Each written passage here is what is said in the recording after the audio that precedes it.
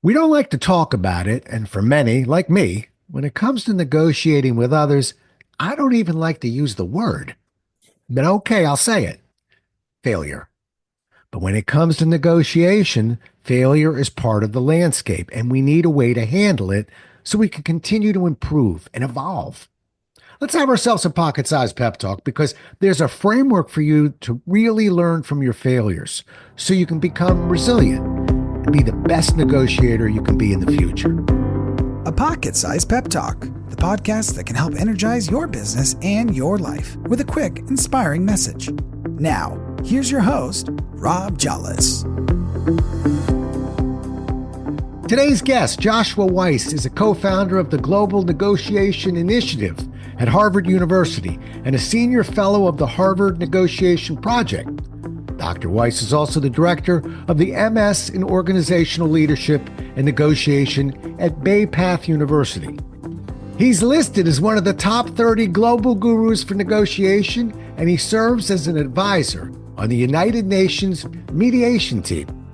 He's the author of the brand new book, Getting Back to the Table, 5 Steps to Reviving Stalled Negotiations, and he's with us today. Happy to have you with us, and welcome to the show, Josh. Thank you, Rob. It's a pleasure. Yeah, I've got him laughing already because he's heard me struggling with that bio, but it's a wonderful bio. I congratulate you. Let's dive right in. With you, I want to start by holding our audience in place today a little bit. What would you say to people who are listening who don't see themselves as negotiators? Hey, I don't negotiate. I'm in customer service. Should they tune out? Definitely not. In fact, that's one of the big mistakes that I think the vast majority of people in the business world make is they don't realize how much they negotiate on a regular basis. We do it externally, obviously, with clients and sales and all of these other things, but we also do it internally, perhaps much more with the people we need to work with. We're going to talk to our boss and try to convince them we're negotiating. And I think people have a very narrow view of negotiation, right? And I think what you need to do is broaden that out and think anytime I need to persuade somebody, because in most negotiations, we're using persuasion, not coercion, right? So anytime I need to persuade somebody of an idea that I have and like the best way forward or how we're going to work on this project or whatever it might be, all of those are negotiations.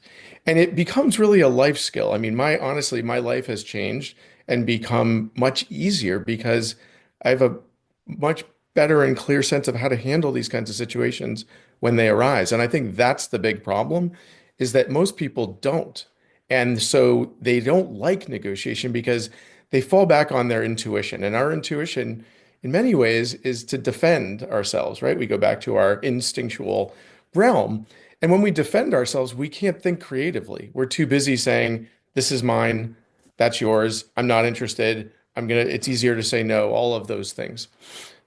Right. Do you teach, Josh? I do, yes. Okay. So I teach at university level, but I also have my own consulting company, so I do a lot of work across the board. And I think this is also another sort of feather in the cap of negotiation is that I'm really busy and there isn't an industry that I haven't worked in, from engineers to art directors to the federal government to overseas and international organizations and nonprofits. It Negotiation is everywhere. Yeah. And really, in many ways, we negotiate for 3 reasons, if I can put it that way. One is to create a deal, right? As a salesperson, you want to create a deal. The other is to actually use the skills of negotiation to resolve conflict, because there's a very clear intersection between those. And the third for me is that we use negotiation skills and knowledge to build relationships, because relationships end up being the lifeblood of negotiation. The better you and I know each other, the easier our negotiations get and the better our outcomes get, because we move from just a good deal where we're both holding back information and there's a race to the bottom to if you and I know each other, we trust each other, we can explore. And that's one of the keys to negotiation is we're always working with incomplete information. So if I feel like, hey, I can tell Rob this and he's not going to take it and run with it and manipulate me, then I'm much more likely to do that. And I'm going to uncover something about what you need. You're going to find out really what I need, which is one of the keys to negotiation. And the process from there gets better and better, and the deals get better because we find value that otherwise would have been lost or never uncovered because I was too busy holding things back. Right. I asked you about teaching because I know as a guy who teaches sales, Mm. a lot of times, and I can go for days, but I think what audiences want to hear sometimes is that big picture. In other words, I'm going to spend 2 days, but I'm going to tell you in the big picture, in one Right. sentence, what I'm going to talk about. So, from a sales perspective, I'll look an audience in the eye and say, what we're really trying to do is take an idea, put it in somebody else's brain, and make them feel like they thought of it. Okay. We get Mhm. to the ethics behind that another time, but because we don't want to manipulate, as you said. And Mhm. so there's some issues there. But I'm just giving you a clean definition. Yeah. What would be a clean definition for negotiation? In terms of like, why is it One so? sentence, yeah. I'm putting my hand up, Professor.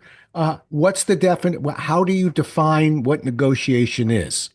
So to me, negotiation is a back and forth between two or more people to try to meet your objective as best as possible. Now, the reason I say that is because a lot of people, when they think about negotiation, they think the goal of negotiation is to reach agreement, and it's not. And if people could make that subtle shift, because it's not hard to reach agreement, I can give up all kinds of things to reach agreement. And in fact, to give you a quick little example of what I mean from the sales world, okay? One of my first jobs was a small company. A CEO called me and he said, "Hey, I need you to come and figure out why my sales team is bringing back such bad deals." Because they're coming back with agreements, but they're actually either just break even or even downers for the company. So I said, sure. So I met with the six salespeople and I said, why are you doing that? And they said, because our metric is don't come back without an agreement. So I went back, right? They had the wrong measure in front of them. So I went back to the CEO and I said, listen, I hate to tell you this, but you're the problem. You're giving them the wrong instructions and you're judging them based on whether they reach agreement or not. Negotiation is one tool that we have to meet our objectives. And one of the mistakes that people make is that because they often think it's about reaching agreement, they'll reach agreements that don't actually meet their objectives. So if you just switch your kind of frame of reference a little bit and say, okay, here's my goal in this interaction, here's what I'm trying to accomplish. Um, does this agreement that's in front of me that I've worked through with this person, does it meet my goal as best as possible? Or is there another way to do that? Is there another client out there that's better for me to go down that road? If you're working with a bad client as a salesman, right, it's not going to get better. So don't kid yourself. So point is that the goal, that's really the goal of negotiation. And it's in those realms that I mentioned around deals, conflicts, and relationships that it happens. That's more than one sentence, by the way. Spoken like a true professor. In corporate training, we got to, particularly with a sales audience. Yeah, you got to get Yeah, to it. we got to nip it, as Barney Fife would say, nip it in the bud. That's right. But I got you. How would you react to this? It's funny. I've got some questions I lined up for you, but you're pushing me into other questions right now, which I Yeah. enjoy. Uh, the classic, we've all been walking around with this classic model for years. I'm looking for a win-win. I want to avoid a lose-lose. And, win-lose is kind of a game mentality. I want to avoid that. And lose-win, actually, I think is underrated. But going to the win-win for a second. Yeah. We all want to win-win. I learned that in seventh grade. And yet, when I sold my house, I remember thinking to the realtor, I'm not really, if the person doesn't want to buy the house, don't buy the house. But I'm not obsessing on, I want the buyer to feel good about this. I think I was going for an agreement, is what you're saying. But how do you react to that model? Let's put it that way. Well, so I think you put your finger on, and your example is an important one for the purposes of this conversation. Okay.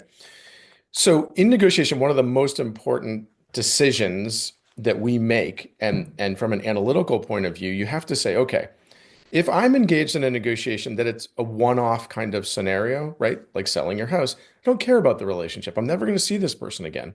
You can negotiate that way. Okay. You have to be careful because there are a lot of one-offs or negotiations that look like one-offs that sometimes are not, Right. right? But if it's truly a one-off, then you don't have to worry so much about a win-win scenario in the traditional way that we might talk about it. right? Do the best you can. If you're in a bazaar in the Middle East negotiating for a rug, have at it, right? Get the best price you can. Don't worry about if Mohammed is okay or not. He'll let you know whether he's okay or not, right? But in the negotiations where we have to negotiate with the same person or the same organization over and over again, that's when it's relevant, right? Because you never do well if you sacrifice the long term for a short term gain. Okay. Right. So in those kinds of negotiations. Now, look, I'm not, I love the notion of win-win. I don't know who doesn't, right? But that's not always how the world works. So I actually prefer to talk about mutual gain, that you and I are here, we are where we are, right? And part of the goal of what we're trying to do is can we each gain? Can we be better off than where we are right now? Or we can think of our bare minimum, right? Our basics of what we need. If we can do better than that, and maybe we don't get everything exactly that we want, but that's the goal is to, the other piece to this that's really important is in negotiation, we have a lot of different interests, right? There are a number of different things that we want to try to achieve, but some are more important than others. And so you have to do an analysis as part of your planning and say, what are those interests that are really critical for me? That if I were to give up on them and walk out of the room, I would kick myself. We've all done that, Right. right? So on those, I can't say I'm going to compromise. And in fact, I'm not a big fan of compromise actually, because I actually believe that compromise is a kind of a lazy way to negotiate. You're much better off. A lot of times people compromise immediately. Like you get stuck and people will just say, well, like, let's just split the difference. I'm like, whoa, I don't even know what it is that you really need right now. Like we've danced around a few things and we're just getting started. Like, why are we splitting the difference already? Like, let's slow it down a little bit and talk about what are all those things that you value? Because one of the things that happens in negotiation, if you can get to that level of positions versus interests is what it's called, right? So positions are what people say they want, interests are why they want those things. If I can get beneath the surface, and those interests are usually hidden, if I can uncover those, one of the things that I've seen over and over again in my career is that often I value one thing more heavily than you, and you value something else. So from a sales point of view, it might be, you value price and maybe I value the length of the contract, right? And so we don't have to trade off those things that are so important to us. We can think, how do we manage this best? So for me, that's how I like to think about it. If you can get to a win-win where everybody gets everything, that's obviously ideal. But I like to think about it that way because as you said, like sometimes I think people, when they hear win-win, they're like, oh, that's Pollyannish or whatever, right? It's not even attainable. And so I don't even want to put people in that space. Like would prefer to be talking about it more in this mutual gain kind of manner. Yeah, it's interesting. I really enjoy the conversation because I come from a different angle. For years, about 5 or 6 years in a row, I used to speak at a symposium at George Washington University on negotiation. It was all Yeah. professors and me, and Yeah. my presentation was called "The Fine Art of Avoiding Negotiation" because I travel around the country and I'm working with Toyota, I'm working with Disney, I'm working with Bank of America. Yeah. Uh, I'm not name dropping I guess I did, but what I'm saying is if you met the top salespeople in these major companies and you ask them, how often are you negotiating? And they look at you like you have three eyes Yeah. because they're very busy creating urgency before the solution comes up. They're Mm. attempting to create urgency around the things that they want, the problems that they solve well. Yeah. A move that I think is underrated in sales, which I think you'll like as a negotiator, is again, before I've got product and price on the table, and I'm just trying to figure out what it is you're looking for. We Yeah. don't just come up with a list of needs. Uh, we prioritize those needs. Yeah. And from a sales perspective, I'm getting perspective, meaning if the number one thing there is something that we don't do well, this might not even be worth negotiating. Right. But until I get it prioritized, it's funny how people change that priority, isn't it, Josh? Yeah. It is. Once they can't get it, or so we do that all before we say, okay, now let's look at the deal. But that's how salespeople tend to want to work through this, I guess, to avoid the negotiation piece.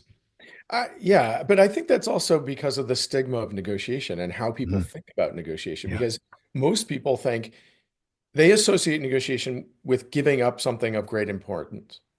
And maybe you have to do that. But, from my world and the way that I and others approach negotiation in my sphere, we're always looking at, well, hang on a minute. Like, let's try to dig deeper here before we start getting into all these other pieces and see if that's really the case.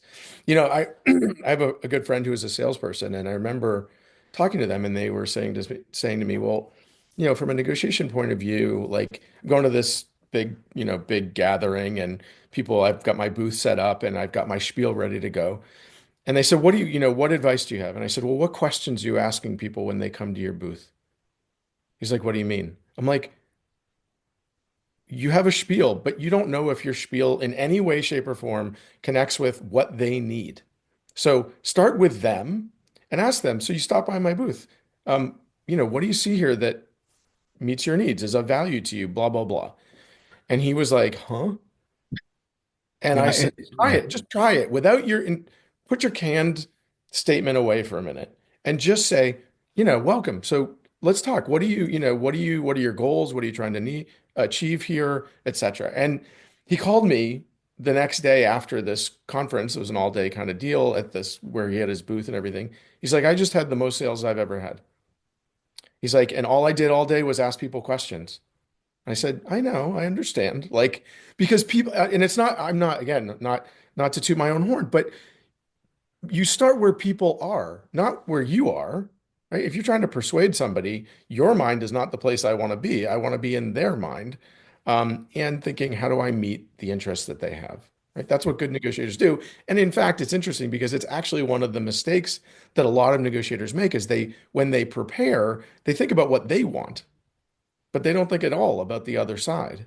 And it's like, look, you're trying to get them to say yes to what you would like. Don't you think you ought to figure out perhaps what they need to get out of this? Because that's how this works. When somebody says to me, and I'm sure you've had this too, Rob, when somebody says, listen, that's your problem. When you figure it out, let me know. I'm like, you don't have the faintest idea how to negotiate because you and I are intertwined if we're going to make this work. If not, you go your way, I'll go my way.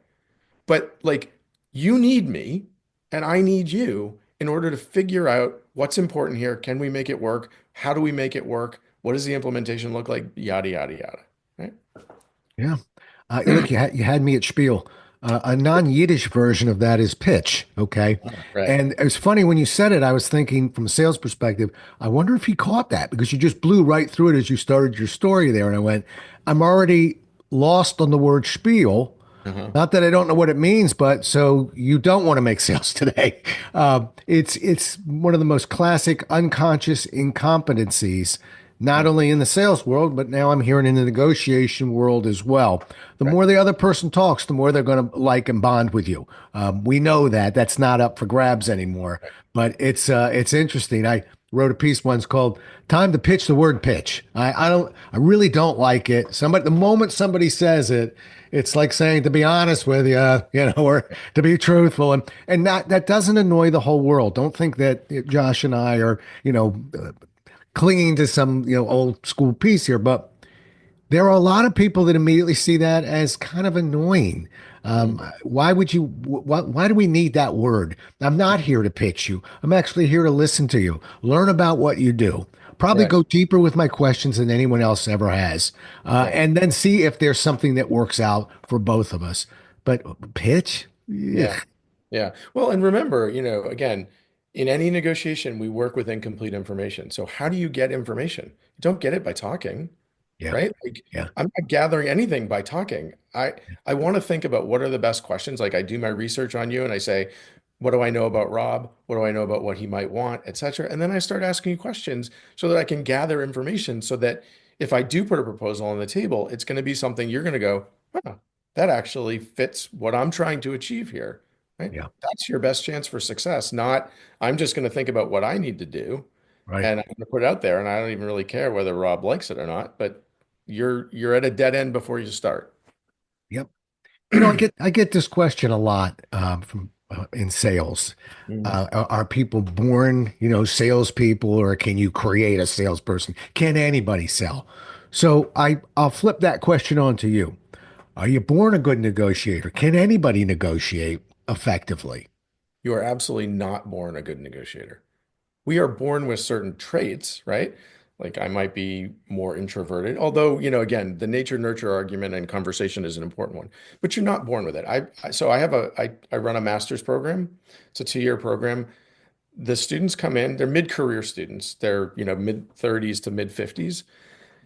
They come in, they have a sense about, it's a master's in leadership and negotiation. They have a sense about leadership, very little about negotiation. They just know that they kind of do it and it would be a helpful skill.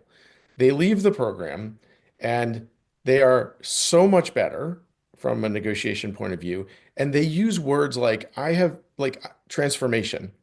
Like this has changed entirely, not only the way that I think about negotiation, but how I approach it. I'm now strategic. I'm now aware of the tricks and the tactics and the kinds of things that do.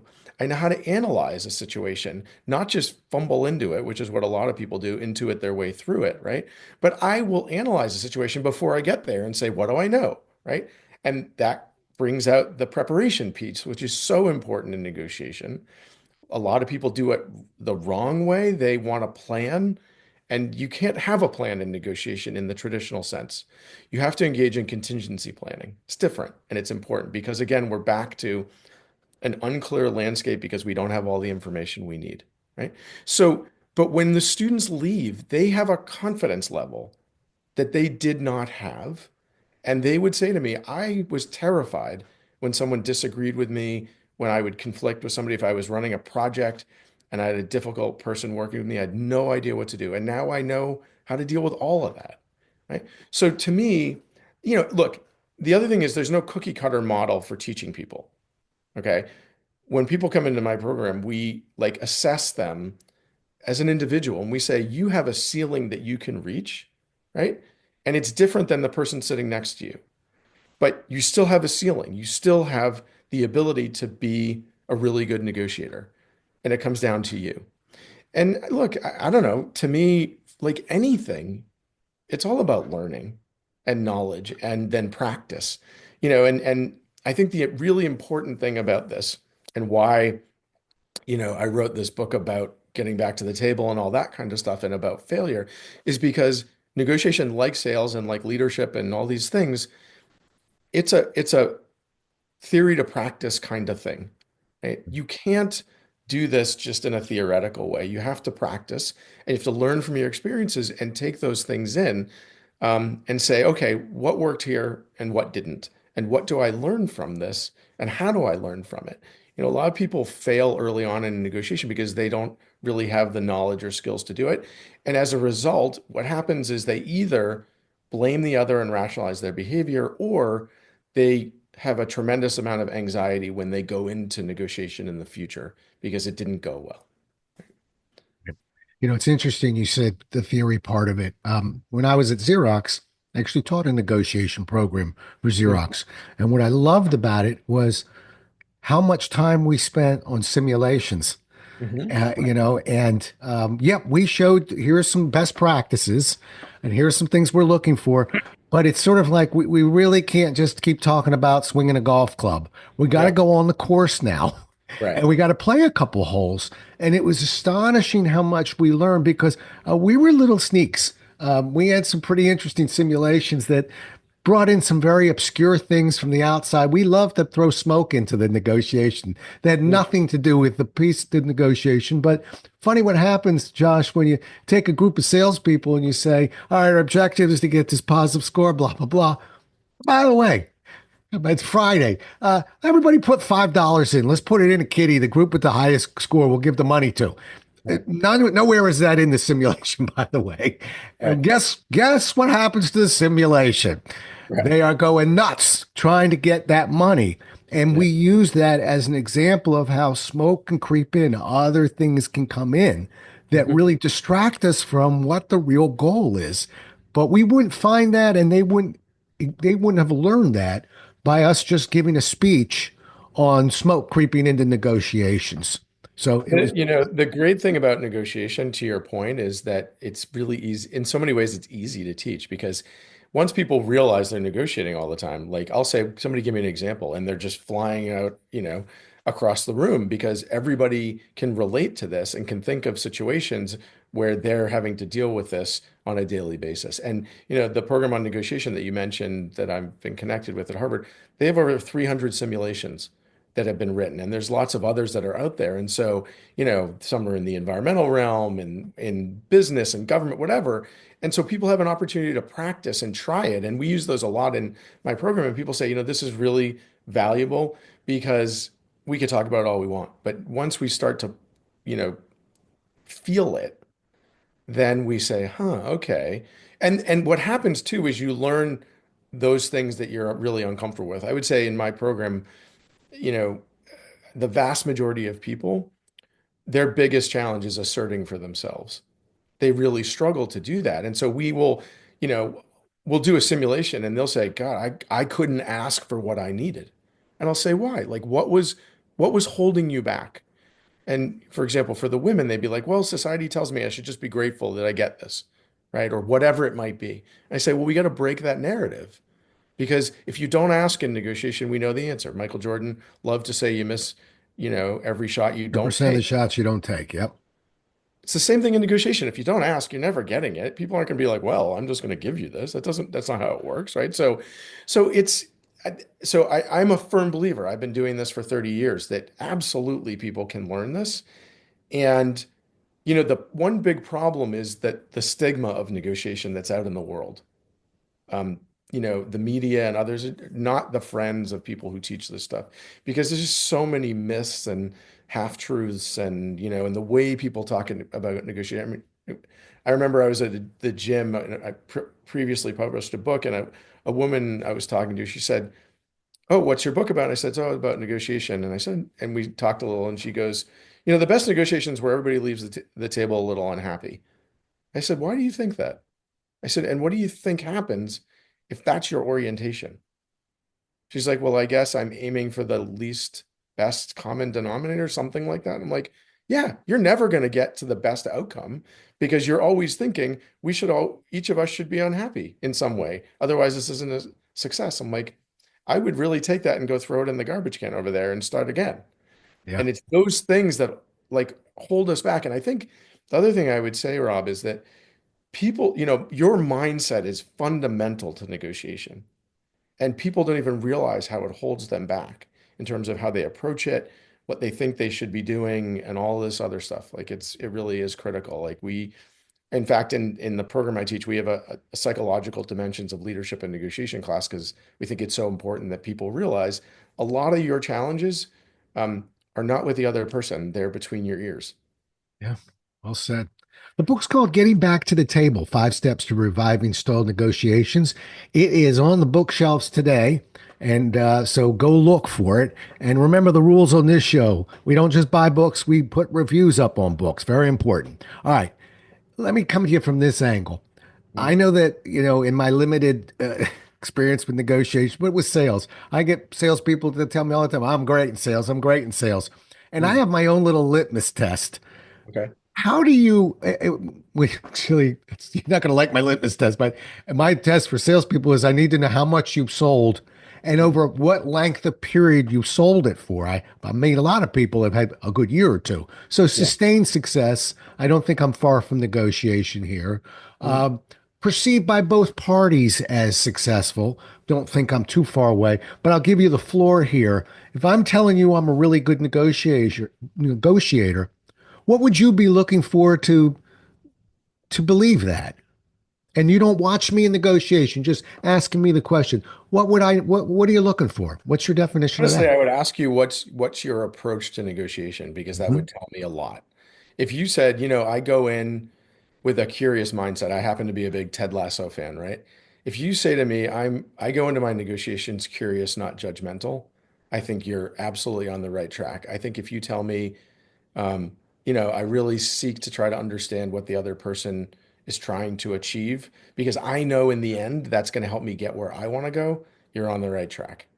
Um, if you tell me that, I believe compromise is a really important part of negotiation, I think you're starting to fall off the track.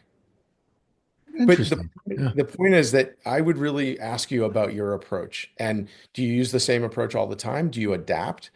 And by the way, are you comfortable with adapting and being flexible? Because I know that in every negotiation, someone's going to say something that you didn't expect. And I want to know how you're going to deal with that. Are you going to freeze like a lot of people do? I have some students who say, I know I'm supposed to be able to adapt, but I just can't do it. I have to plan. So what else can I do? And then I say, well, we're going to break that down and we're going to figure out how to get you to be flexible because there's no way not to be. Right. So Right. those kinds of things are central, but it starts with the whole idea of your approach. And Right. do you know when to use one strategy versus another? Do you know when to do certain things and not do other things? It's not, it's interesting. I've gotten to know a number of guys in the hostage negotiation world. I haven't done that yet in my life. And hostage negotiation folks will say to me, listen, we could do the exact same thing in two different scenarios. One person, in one scenario, everybody comes out, hostages are freed, everybody's okay. The hostage taker is taken away. In the other scenario, perhaps he kills himself. They didn't do anything different. So for them, success is about process. Did I follow the right process? Did I do the things that I was taught, not outcome? Right. And sometimes, in negotiation, the outcome is not always in our hands. Yeah. Right. We don't, because the other person is part of the equation. I've been in negotiations where I thought, okay, I can see lots of ways forward here. And the other person was so distrustful of me because that's what they thought negotiation was, that I was the adversary. And so we had perfectly good, like I put three or four perfectly good options on the table that would have worked well for them based on what I understood and me. And they said, nope, you're trying to manipulate me. And I'm like, where, why, how? Like, what are you talking about? And they just left saying, I just don't trust you. I'm not doing this. And I thought, wow, like, here's an example of a negotiation that slipped through our fingers because for whatever reason, they had a perception of me. I don't even know how they got it, but they did, that I was trying to manipulate them or take advantage. I guess they knew that I had some background in this or whatever, right? But that's what happens in negotiation. And sometimes you just can't control the outcome because your outcome is reliant on the other side. It's Yeah. it's why, prisoner's dilemma and things like that are so relevant in this realm because you're not the one solely making the decision in a negotiation. There's always a joint kind of effort. Yeah. I've actually trained over 1,000 hostage negotiators Oh, from a sales perspective, if you can believe oh, that. interesting. Okay, And yeah, again, sure. I think the two topics really do merge with each other. Yeah, There is a part of persuasion. There's a part of negotiation. I don't think one just lives on they live on two different islands. Just like the example you gave, sometimes we need a little bit more of one than the other, but we're reading the room. I think it's also an example, Josh, where sometimes people take process too literally and yeah, see it almost as a straitjacket. yeah, And I'm sure that, when you're teaching negotiation, you're teaching people, here's our best practices, here's some yeah, things we're doing. But I can ask two questions of an individual, be dealing with a very dominant person, and move a little bit quicker to giving information than the process would typically allow. yeah. And, you know, It's interesting. I wrote an art. So I read a book a little while ago about finite and infinite games by a guy named Simon Sinek. And well, it was previously written by somebody else, but he wrote it in the business context. And I started to think, are there rules in negotiation? And so I wrote an article and put it up on LinkedIn. And what was really interesting was people were like, they came back with principles. And I said, that's not what I asked. I said, are there rules? Like, are there things that you can and cannot do? And what I concluded is there are no rules to negotiation. So, like, if you and I are negotiating, and I will say to my students, I'm like, if you're at a place where you feel pressured, like you feel like someone's really pushing you hard, take a break, go get a coffee. And they're like, can you do that? I'm like, there's no rules. Take a break. Like, you're in control of the process. Don't let the other person do that to you. And, there's a liberating piece to that from my point of view, which is, there's no rules here that say you can and can't do that. Now, in sales, for example, I know there's a lot of salespeople have told me, hey, if we let that person walk out of the room, they're gone. They're never gonna, and that's different than a lot of other negotiations. Like for me, in the kind of negotiations that I engage in and with people that I teach, I often tell them, take a break, sleep on it overnight. Don't say yes, because you're gonna notice something that you're not seeing in the moment. Um, And you're going to say, wait a minute, if I were to agree to that, then I have this problem. What do I do with that? Right. So you begin to put a little bit of distance between what you've talked about. And then you can come back to the table and say, I was thinking about this. I think we're really close, blah, blah, blah. But I noticed that there's this problem. And if we go down this road, then I'm going to have another problem. And here's what it is. And so what do we do about that? Right. Like, and that's me seeing the other negotiator as a problem solving partner. They're not my best friend. That's not the goal, but they are a partner here. The problem is the issue on the table. It's not them. And Right. that's a classic, right, mistake that a lot of people make is to see the other negotiator as the problem and not the issue between you. Because more often than not, you have a collective reason to come up with a solution to whatever it is, right? Usually there's an interest in doing a deal. Yeah. I'm never going to be able to put anybody on hold if they call me anymore, because I'm going to tell you that I happen to think that's one of the most effective negotiation tactics, which I don't want to necessarily call it a stall, but I've had scenarios where people threw numbers at me quickly and I've said, hang on, got another call, let me get rid of it. But I just need to put it on hold and Yeah. take a deep breath. Right. Because at 17 years old, with a lot of other people who are doing odd jobs, how many times were we measuring off a room to paint, and these knucklehead people that were older than us and knew what they were doing would hit us between the eyes with, how much is it? And we go, 200. And 9 days later, a painting, we're done with the $200 job. Right. We needed to take a pause and take a break. All right, one more question, and I'm gonna put you on a shot clock on this one. 2 minutes or less, you. All right. All right. If you can do it, two Okay. minutes or less. Give me one or two. You've already given me a couple, but give me one or two more of the biggest mistakes that you see negotiators make, and maybe what you do to try and fix it. And we got. They don't ask questions. They're not actively listening. They're probably thinking of what they're going to say. I mean, I got the listening and asking questions. What else?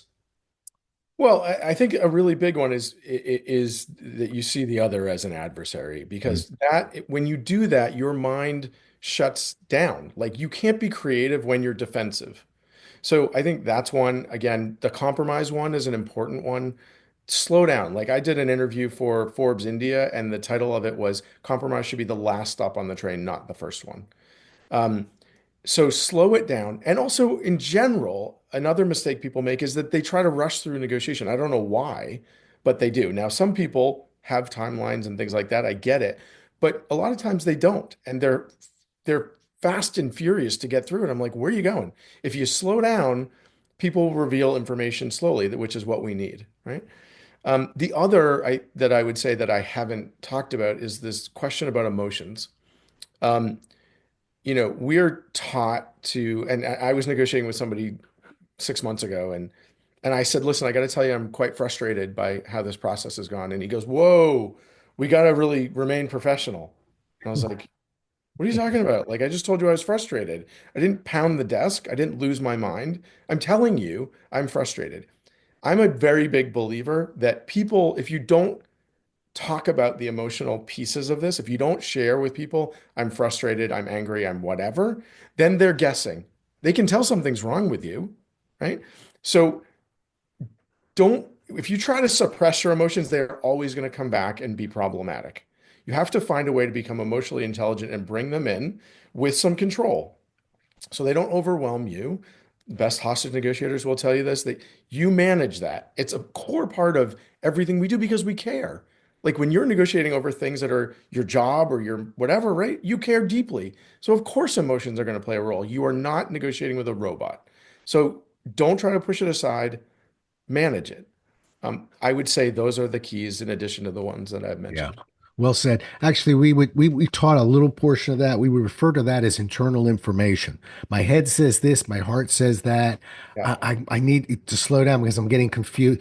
So, and the studies that we were using were saying we're really reinforcing that. It humanizes it a little bit. Yeah. So that person, to me, that example you gave, really misread the room, because I think for the most part, people actually appreciate that.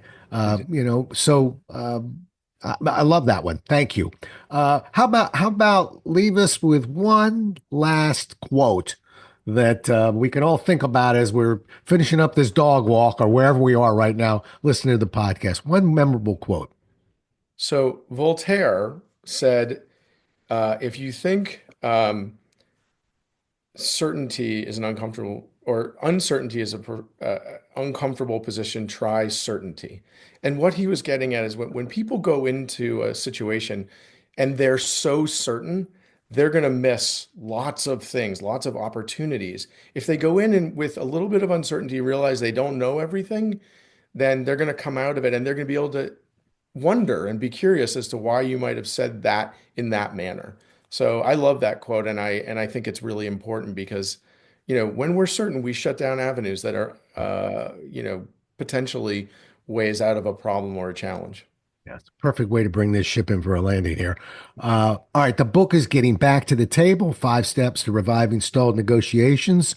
Congratulations. We actually share the same publisher, so I know you're going to be well taken care of. How do people get a hold of you? So I have a website. It's www.joshuan, as in Noah, which is my middle name, Weiss.com. Okay. So you can find all my books, all my work, all my training stuff there. And Getting Back to Table is on Amazon. It's on Random House and BK's website and all these places. And then I'm on LinkedIn and Facebook and Instagram and all that kind of fun stuff. Good. And we'll have all that up on our site as well. Weiss is spelled Weiss for those of you who are not Weiss experts. And we are in good shape there. Listen, really nice meeting you. I love all my guests, but I really love topics where I'm constantly intrigued how we really kind of coexist together. And so I just thoroughly enjoyed the conversation. And welcome to the Barrett Kohler family. And just a pleasure to meet you, Josh. Thanks so much for being on the show. Thank you, Rob. It was awesome. Really had a good time. Good. All right. Well, we'll do it again as well as we can next time, everybody. Until then, stay safe. Thanks so much for listening. If you enjoyed today's show, please rate and recommend it on iTunes, Outcast, or wherever you get your podcasts. You can also get more information on this show and Rob at jollis.com.